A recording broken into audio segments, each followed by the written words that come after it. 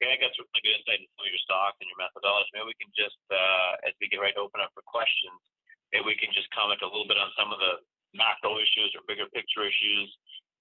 You mentioned, I guess, China and stimulus. Do you think between the election, China trade and stimulus, do you have an opinion on which one is the more relevant issue for markets? And are you making any adjustments based on potentially one of these scenarios that you see for these larger issues?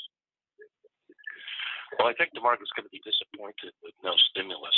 You saw the sell-off today just because they couldn't get a $300 billion, Senate bill passed. But that's going to be an issue until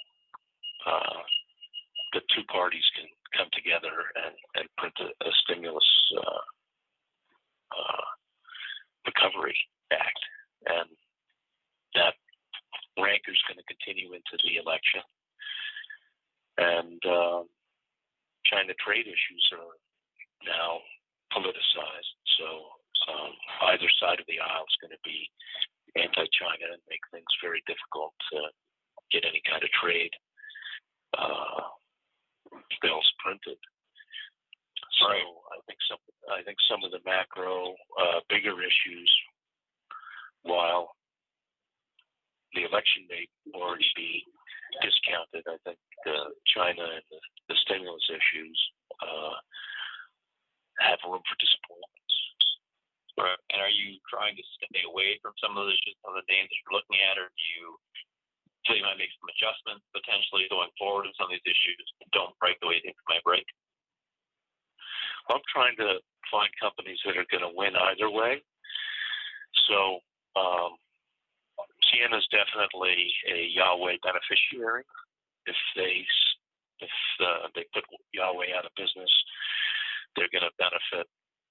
Juniper, which we recently bought after we sold Ciena up to that $60 level, and only sold off a little bit in this recent downturn. They're going to be a major beneficiary. The CEO was just at Citi's virtual technology conference presenting yesterday. I'm very confident and sure of himself and their technological advantage. So I think they're going to be winners no matter what. We also own Nokia in our international strategy. They're obviously going to be a big beneficiary of China trade issues with regards to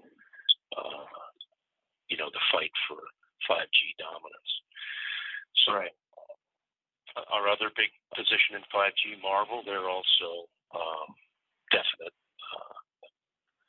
beneficiaries. The stock is held up throughout this whole sell-off because everybody knows they've got the technology that is going to be necessary for the rollout.